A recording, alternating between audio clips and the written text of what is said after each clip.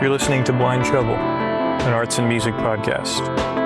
Today I speak with musician, entrepreneur, and runner Kurt Shore. Enjoy.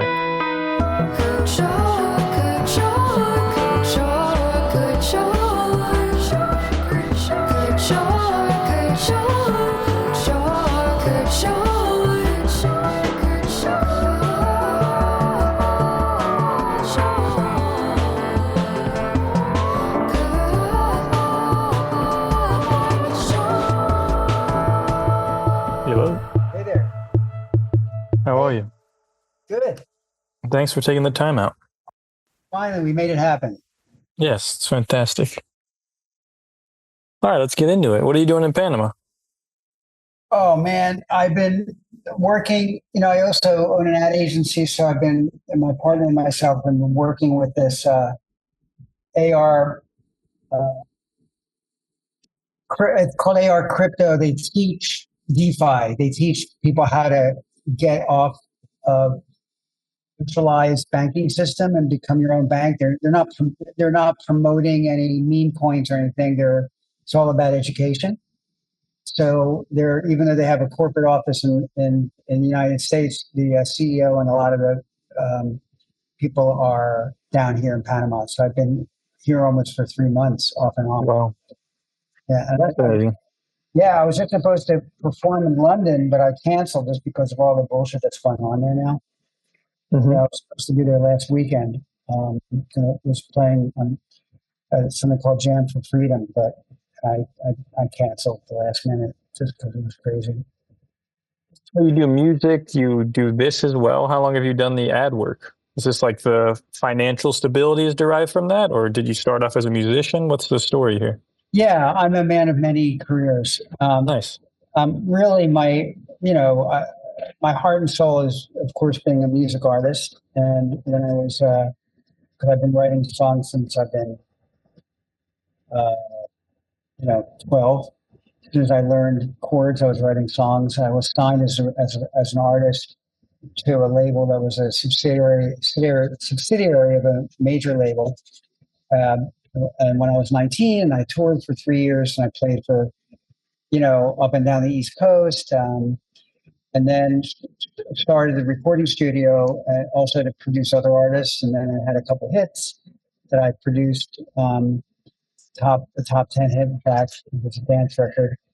And work with people you've heard of, Rock and Roller, Cinderella. I still get royalties from them. And did a lot of had my studio outside of Philadelphia for many years, and then I met my partner, who was my spouse until recently. But she had a small agency in Philadelphia, and we grew that to be fairly large.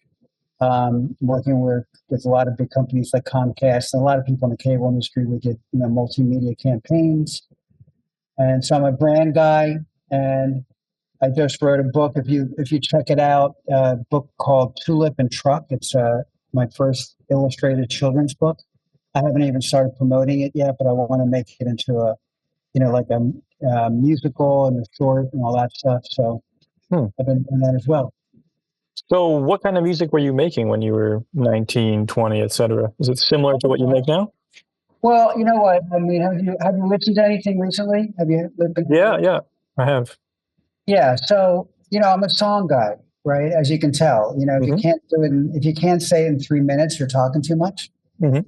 So I've always done pop music, but in a singer-songwriter way, searching for the best song ever, and the lyrical content, I think you can tell now, it's gotten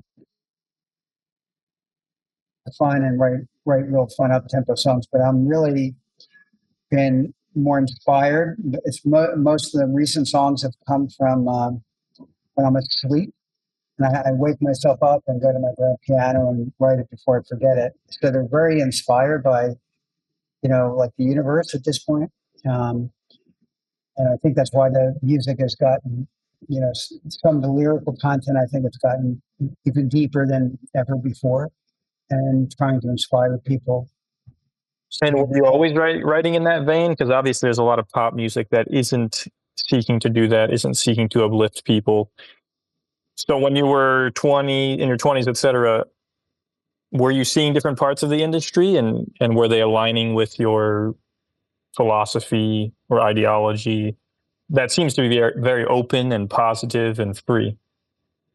Yeah, I think the first album that we did is called Dialogue. You can look it up. It's so funny to see because it's a collector's item because we only printed up, maybe 10,000 albums, and I've seen them go for as much as $350 online. It's kind of curious, but they were still deep. I mean, they were I was expressing heartfelt emotion. So yeah, and then when I got into the more in the industry part of it, when you start making records for record companies, you all of a sudden you're like, oh, what's commercial? Like it's got to be a hit, and you get into that focus. And I'm not sure that was the best writing I did because it was for a different purpose, which was Yeah. to make money for.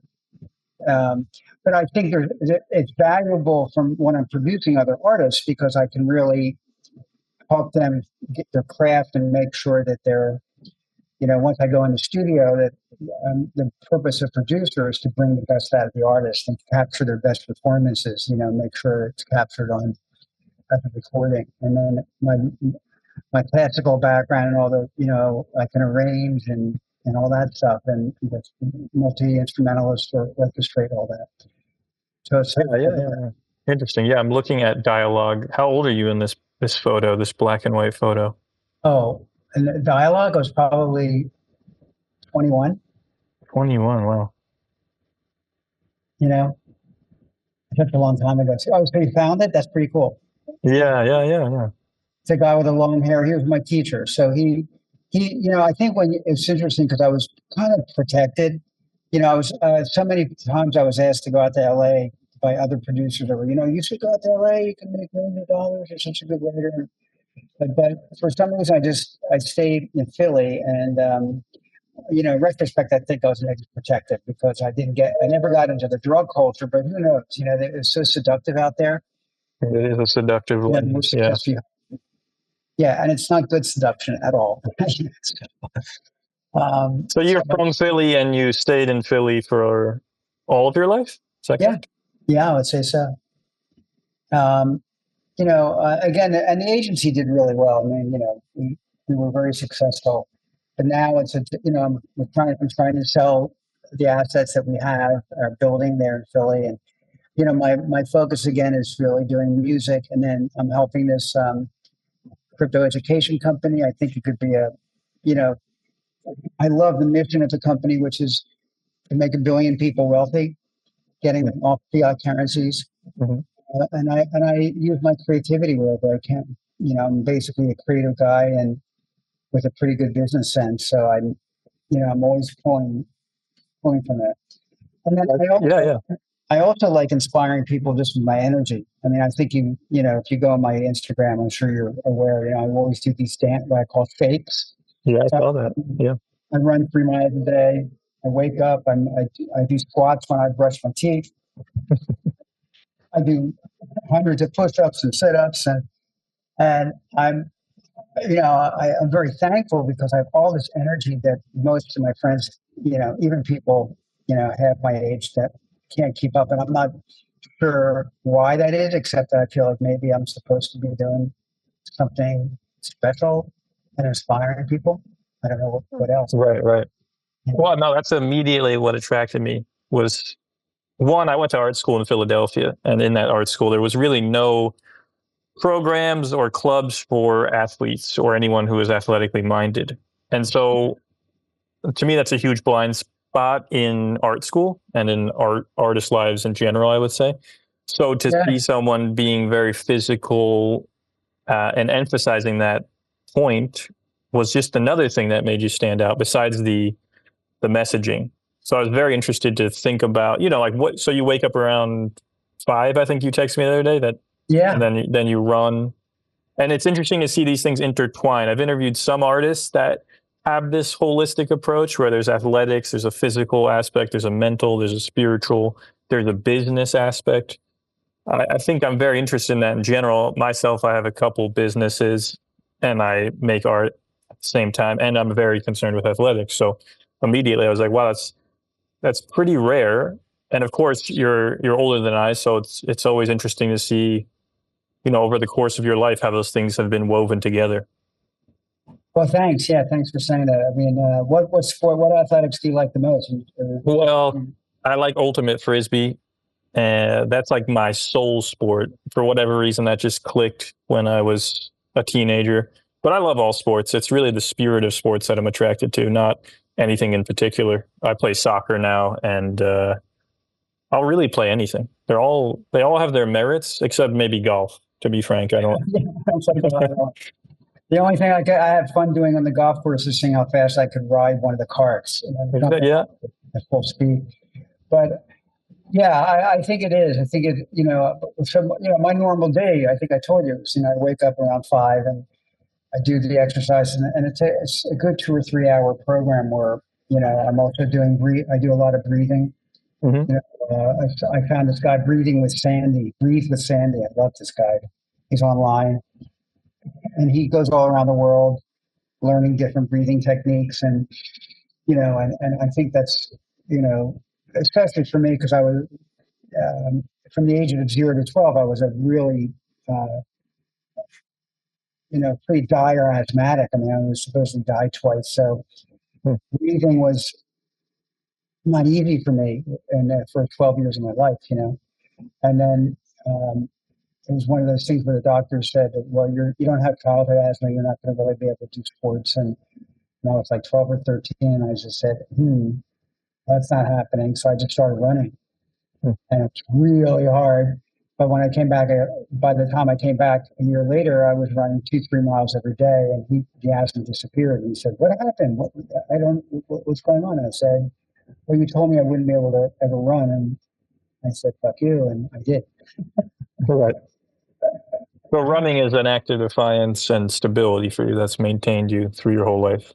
Yeah, it's a meditation. I think at this point it's a moving meditation. Mm-hmm. So you start with that. Is that your main physical activity besides breathing, running, etc.? Well, push-ups. I do all the, lift weights. I do all the. I don't go to a gym because I don't like the preparation and the social aspect. I prefer to do everything at home. So I basically do enough body things to stay, really fit. I still only weigh like 134, 135 pounds. So. And has this been consistent since you were 12, this dedication to running, etc.? I think it's a good question. I think that maybe oscillated. It's been, I would say through the first, well, what happens, when maybe you're not married, or when you get married, you start, it was much more sporadic. But after we split up amicably, about 5 years ago, I just, with the help of a life coach, I've made it into an unnegotiable. Right. So whether it rains, snows, doesn't really matter. Whatever the weather is, I'm going to run 2-3 miles every day. And yeah, that's great. Is music in the same category for you in terms of the necessity for it to happen every day? It's funny. I got out of my routine from a musical point of view, but the quick answer is yes. And I found myself getting more and more distracted and not feeling like myself. So I actually bought a little keyboard right behind me, and I realized I have to play every day. If I don't play every day, it's the same thing. It's like where's my connection? So the short answer is yeah. I didn't even realize how important that was until just really about a week ago, because I wasn't consistent, and I was starting to lose myself, and I think that's the reason why. Yeah, that's interesting to hear, because I think there's an illusion that there's a point in life where you actually figure things out, as opposed to this constant regaining of balance. I mean, I trick myself into the same thing. I think I get it, and then I lose balance, and then I have to return. So to hear, at what age, how old are you now? Well, that's the interesting thing. Like I do agree with you. When people ask me how old I am, well, if you were a girl, if you were a woman, I would give you a smart ass answer, and I would. Yes. It's actually kind of funny. I would say I'm young enough to make love all night. I'm old, but old enough to wake up the next morning and be very thankful that I woke up. But no, I'm actually proud to say. I mean, I'm 71 now, and 71. yeah, and I don't know many 71-year-olds doing what I'm doing. So. And even at that age, there's this process of trying to find the balance between all these things. Well, I don't think you ever stop evolving, and I don't think you're. I think you're right. That there, like, how long is a line? You know, how long? I mean, it just. And it's funny. Some of the things I've learned. The moment you become complacent, is probably the most important moment. That's like a danger sign. You know, as soon as you feel like everything. I'm not saying that you can't, be in peace and go up in a mountain or go swimming. Those moments are beautiful and really important. That's different. But when you kind of say, "Hey, everything's going great," you know, that's the time to there's a yield sign, or you better really look at what Are you the fool walking off a cliff? Right. I found that we always have to be pushing ourselves to be better today and even better tomorrow than we were today. If we don't do that, we don't create, we don't create the kind of we don't we don't realize just how powerful we really can be in this universe without doing Yes, that's true. Realize in the very literal sense, to make real, to it. express. But in respect to Instagram, when did you? It seems like your main vehicle for promotion. Is that correct?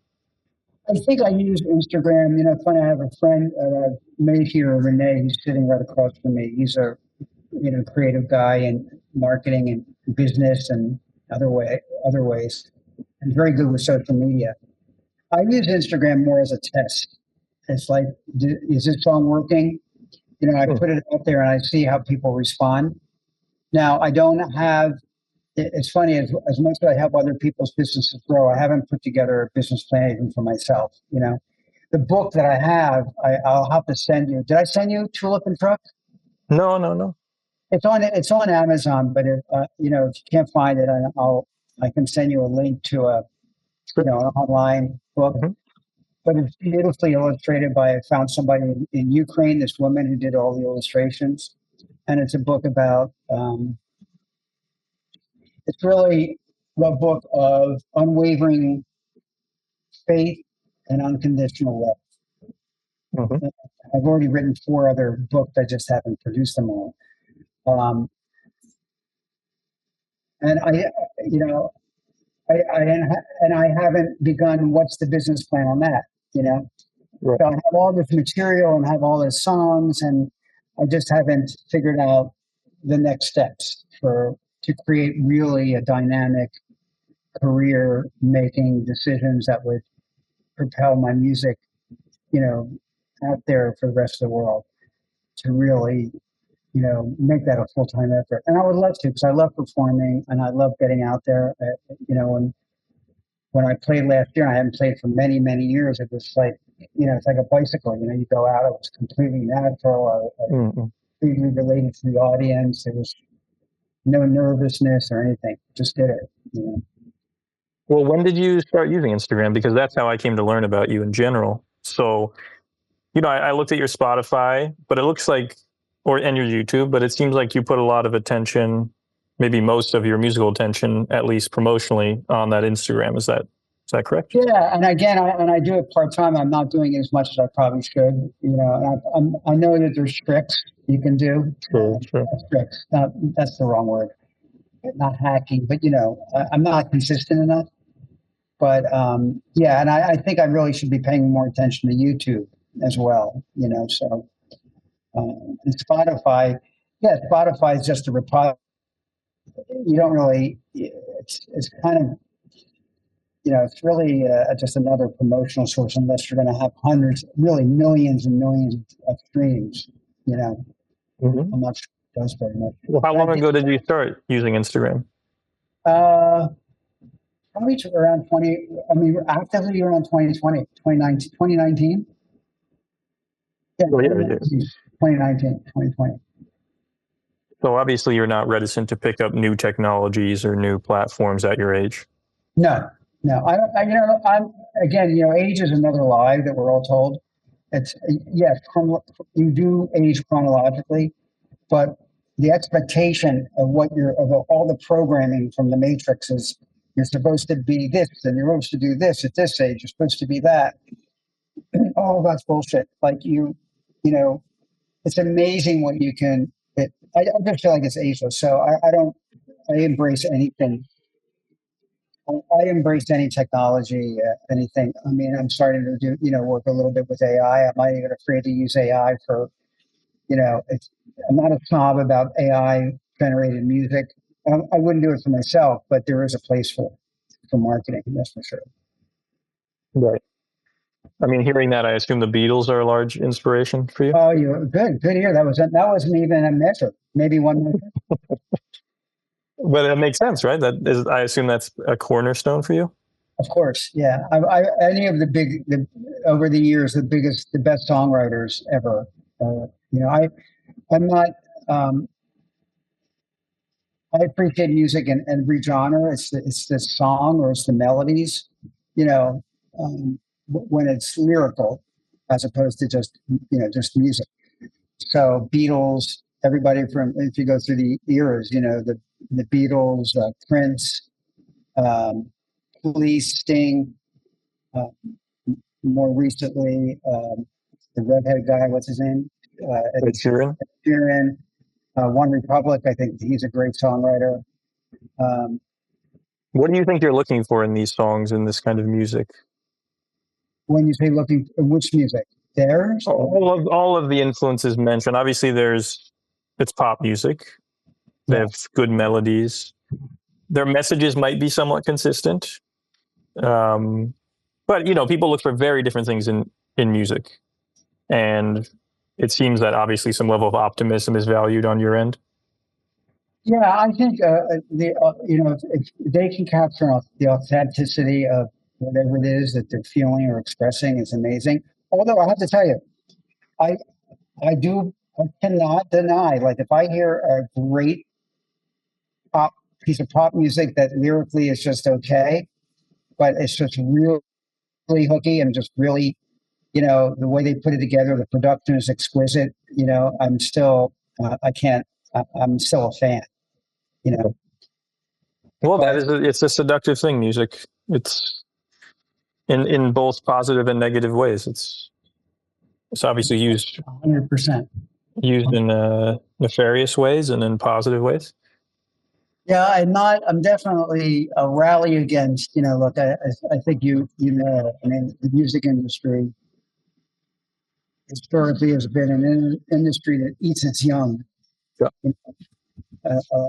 Older guys that, what, men and women, whatever, people in power taking advantage of people who have talent and no power. And then they seduce them in really terrible ways. And it's gotten worse. That's why I wrote that children's song, the pedophilia, anti-pedophilia. Anybody's rationalizing that, I just have no patience for it. And, as a dad, that's the time, I'm very traditional that way.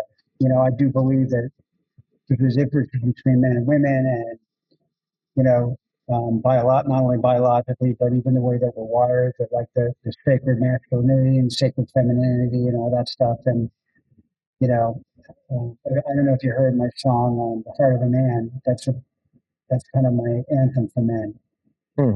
But I'm not sure if I've heard that one. That's on Instagram, The Heart of a Man. It's, I think you'll like it. It basically expresses that, we get up. I mean, our job is even when we don't have the strength to do so, we have to get up and protect what we love. That's the job.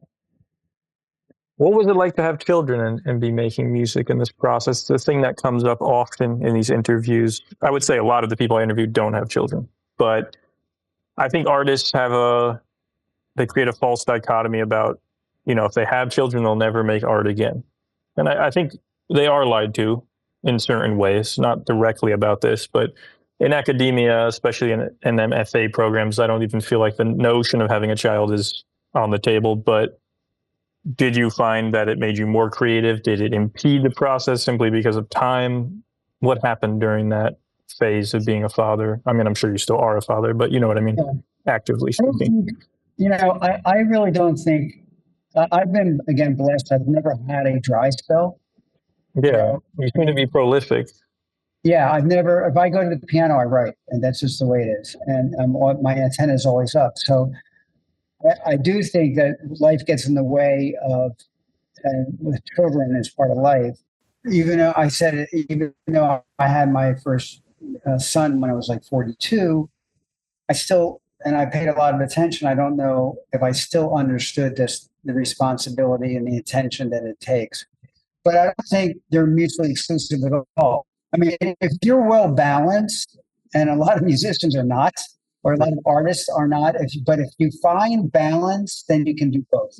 If you don't have that balance, then you're going to oscillate back and forth. Oh, I'm going to give, and then you feel guilty because you're not doing the right thing for your spouse or your children, and then it's almost like you believe that the chaos is important for your creativity.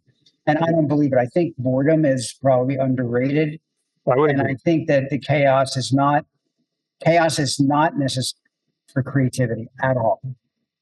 I would say discipline and organization are underrated, but only as a means to capture the chaos, if that makes sense. I think chaos is a part of the ingredients because it gives it a certain unpredictability. But if you cannot capture it, then you'll have nothing at the end of the day. I think that we have to be careful about creating chaos relationships. So you have to be careful of self-sabotaging, and you get into the cycle of sabotage because you somehow believe that, or you need that, and you're more comfortable in it because we all grow up in crazy households and stuff, But I don't think the craziness is. Honestly, I don't think the craziness or the chaos is the necessary component. Right? I think the openness and I wouldn't even call it chaos. I think the openness to breaking rules, to accepting. Like I have my new saying now. I haven't put it down. I just came up with it the other day. It was my motto is expect nothing, welcome everything. Mm. And what that means is when you put an expectation on another human being, right, or in a situation, you're giving it too much of your energy. So don't expect anything. Right, I understand. But welcome everything. Like when it comes, just welcome it with love and wow. But don't put your attention on the thing. It's almost like a manipulated energy you're putting into it. And you know what I'm saying? Yeah, I understand. Yeah, it's interesting to consider what one's relationship to ideas is, because some people just try to capture it in a kind of possessive manner, and some people learn to play with ideas, and the ideas talk back. And there's a harmony to what has been given and what has been received, instead of a neurotic propensity to, I don't know, like capture it as tightly as one can. There seems to be some artists who are good at that, honestly. Yeah.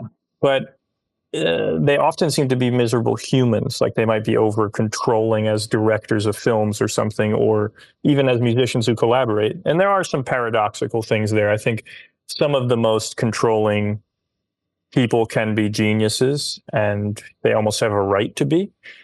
And that naturally makes their life a little more miserable because of their human relationships. And perhaps that's a trade-off. Perhaps that's a sacrifice. But I don't think that it's necessary to be a miserable person to make good work. Well, I think that, so it's great that you said, because I think we think that we need to suffer. And I don't think that's the case. I think that's just almost naive as, it doesn't matter how old you are. I think it's a naive or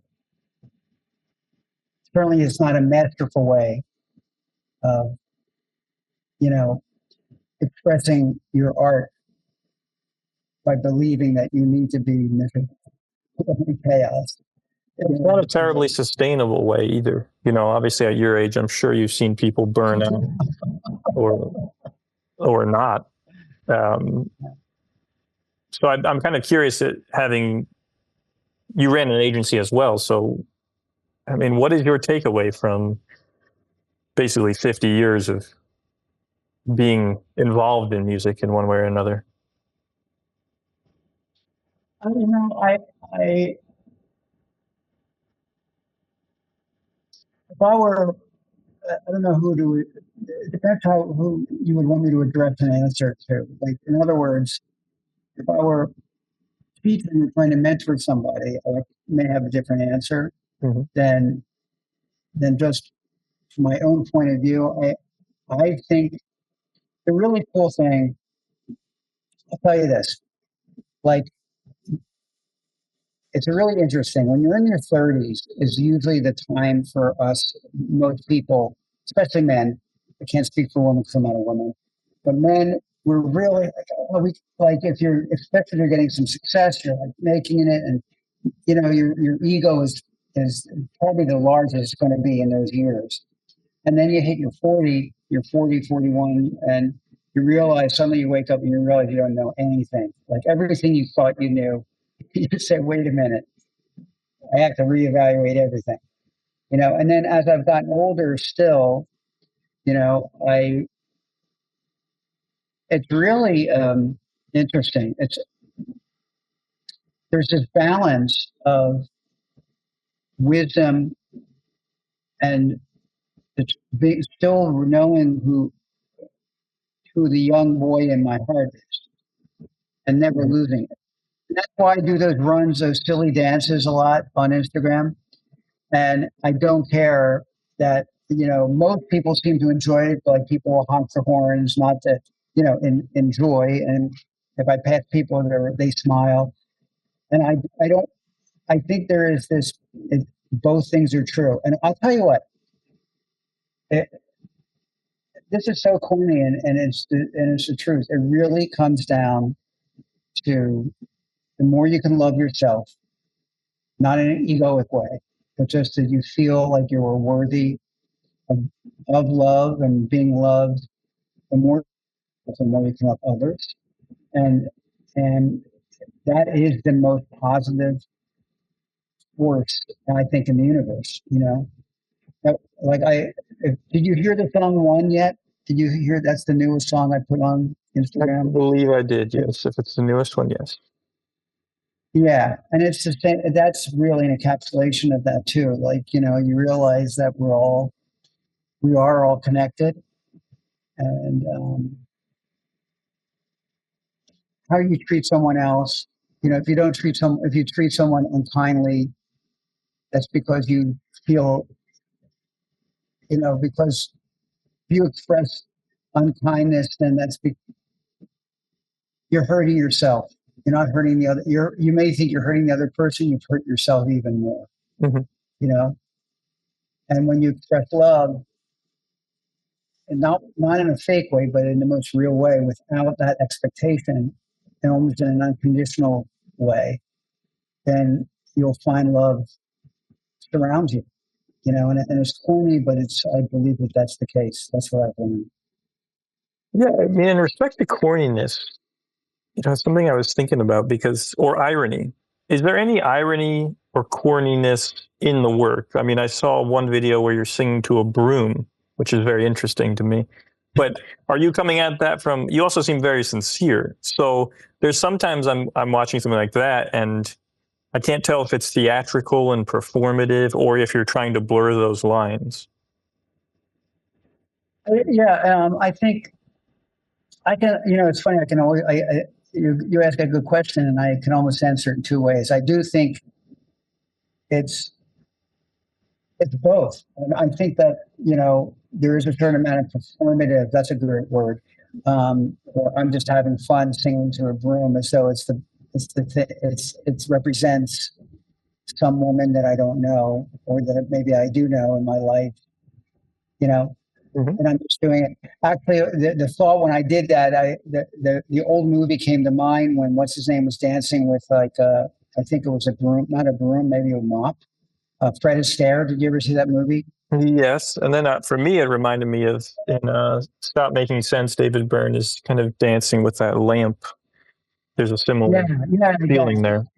exactly. It's the same kind of thing. Like I, but um, so there's that aspect of it. But I, I mean, that song I think is what is a beautiful. You know, I love it because it's so simple and it's so honest, and you know that's what I try to do in the love songs I'm writing. It's just how can I be, you know, poetic.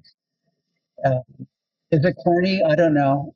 I don't know. You know, that's the audience can decide that. I think Does it. it doesn't matter? I mean, it doesn't seem there seems to be a level of openness where it doesn't matter to you. Where there's some lyrics that are more like playful and in other it might be like beyond taste in a sense. Like you're not terribly concerned with is this going to be perceived as tasteful? Is that fair? You know, because my musical tastes are actually pretty eclectic. Like if I was doing music, I'm sure I'd be weaving in and out of lots of different genres Yeah. pretty effortlessly. You know, so um, but I don't want to only be a serious, inspiring writer. I do have very playful. I have at least 4 albums of songs in the can. You know, and I'm not exaggerating. Of songs that I think are worthy of being recorded. In making so many songs, what is your editing process like? It sounds like you have a plethora of inspiration for making songs, but how do you know when to finish a song, when to put it out, when to continue with it, when to put out an album, when to hide it, when not to? What does that look like? It's a pretty easy process. I think it's, again, since I've been doing it such a long time. So that's why I always record all the ideas, you know, on my phone, Mm-hmm. uh, and as a voice message, right? Hmm. And then like I'll just I won't listen to it for a few days, and then I'll play it. You know, sometimes I won't listen, yeah, for a few days, and if the song moves me, then it's worth recording. If it feels like it's not complete or forgettable, then it doesn't make the cut, you know. And sometimes a lot of lyrics come, sometimes they don't. So, you know, lyrics I think are always that's actually since it's a more intellectual exercise than just writing music. I really have to love the song because I really, you know, spend time making sure the lyrics are exactly right, you know. Mm-hmm. But the process is that simple. It's like if it doesn't move me a few days later, it's kind of like, you know, it's the old thing of when if you're going to send an important letter, you like don't send it for 3 days. Make sure it's still what you want to say 3 days later. Right. You know, it gives me an objectivity. You know, it by not going too fast, it gives me that objectivity. Now, again, one that was so cool because that I wrote while I was running, and it was around Easter. And I'm not a religious guy necessarily, but something just moved me about this concept, whether you believe in, you know, like I'm a Jewish guy and I really probably know more about Christianity than a lot of Christians, but, you know, I just had this, it was very emotional and I was running and I'm thinking, God, it was snowing and, or if, I don't remember, raining, it was cold, whatever it was. And it was, I always start my runs in Philadelphia. I go up a hill and it's a mile up before I, you know, go flat and then come down. And I just had this vision. I said, even whether it's true or not, the idea of someone being crucified seems to be a lot harder than running up a hill. And then I Yeah, said, yeah. if his last words were, it is done or it is finished, that's what and I just felt very moved by that, you know, and I didn't even take a shower and I came right into the studio and within 20 minutes, the song was written. And this is the first time I've ever, and I didn't even have really, I didn't rehearse it too much. And I was like, you know what? Let me just do this live. And that's what you hear on that song. That's me having just written it, no rehearsal, and I just went in and sung it, and it's so moving. So that song I want to produce, and get it finished because I think it's just so powerful, you know. Yeah, yeah, Um, yeah. And when you speak about it moving you, do you think that's, there's several ways one could be moved, but it sounds like you are concerned with the heart foremost, first and foremost.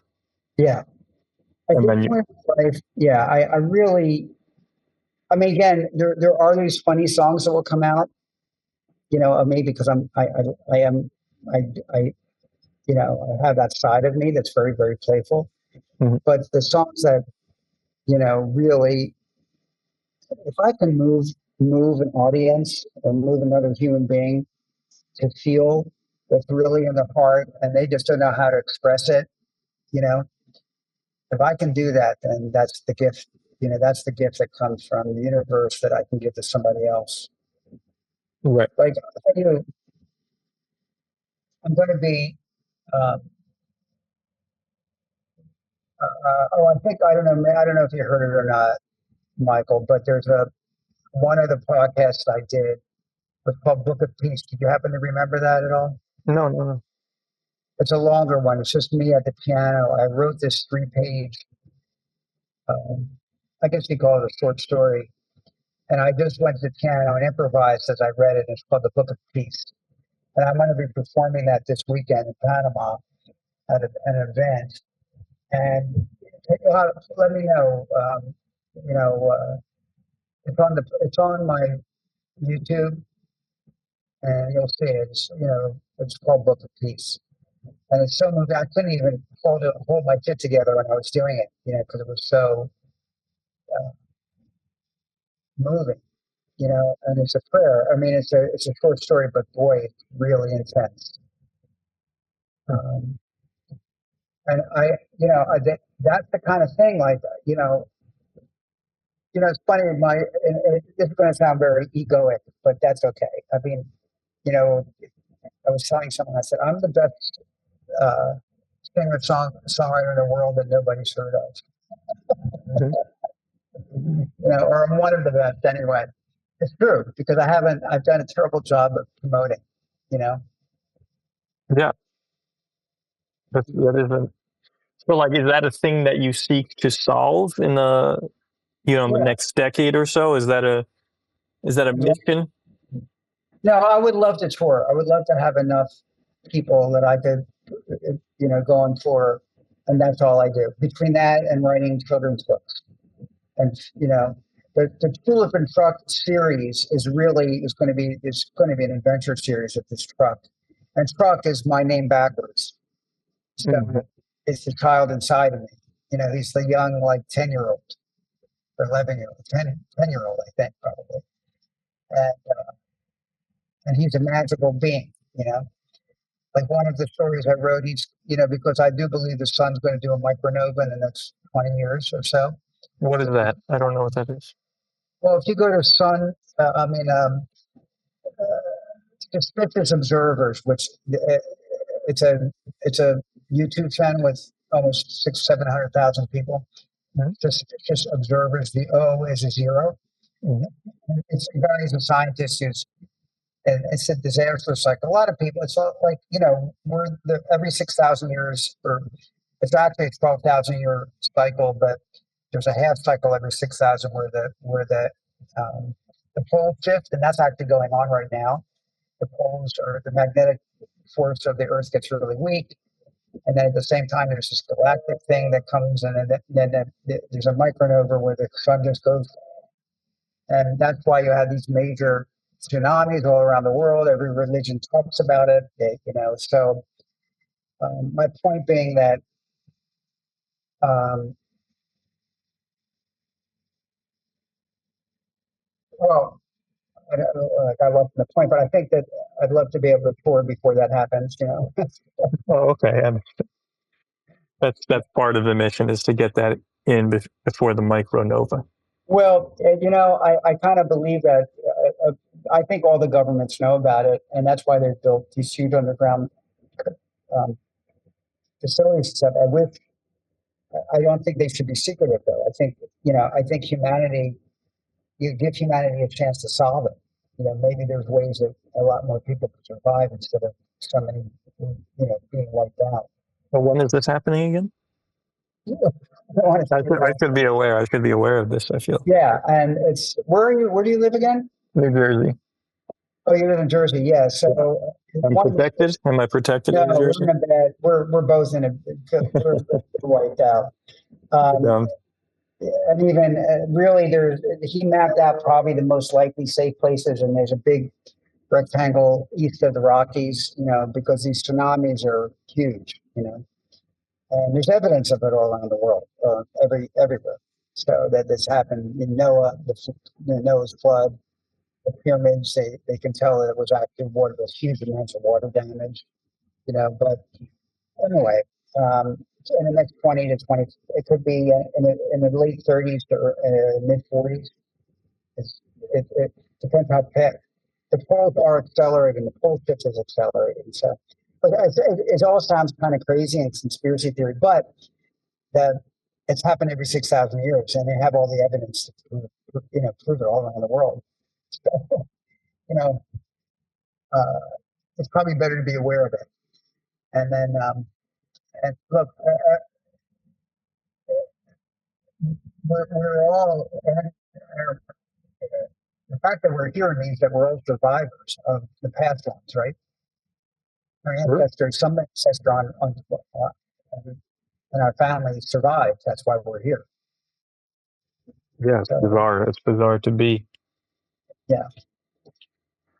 Well, I like that as a goal, though, to tour before that. But it's also ambitious to tour. I know 30-year-olds who just don't have enough energy to tour anymore. So it's interesting that in your 70s, one of your goals is to do so. Oh, I would love to. Again, I would love to be able to tour all around the world, and it's almost like a fantasy, to sign books and inspire people. Oh, I know why I told you about the sun. Now I remember. It's because one of my short stories about Truck, is that he goes up and talks to the sun, and he goes on like a sail, kind of like a sail thing with what do they call those? Like a hoverboard, and he goes and talks to the sun and convinces the sun to Micronova away from Earth. Interesting. I mean, it's probably physically impossible, but the tulip going up there? Oh, you mean tulip is just one story. If tulip can talk to the sun, I feel that it's plausible that this can be averted. I mean, yeah. If there's that level of magic going on, I think it's possible. Yeah. I think that's how one has to live, honestly. Hopefully this crypto thing, this crypto education company will give me the freedom to then focus completely on my music, because and my writing. That's what I would love to do. That to me would be a blissful life. Well, that's cool. I admire the ambition and at your age. I think that's rare. Yeah. And the diversity of your approach. I think it's laudable. Thank you. I have to go now, but Gotcha. Well, no, I thought it was a great talk. I love it. Well, great luck for all your podcasts. I wish you a lot of luck on it. Have a good one. All right, man. Bye. So long. Music by Dory Bavarsky and Mingja Chen. Hope you have a great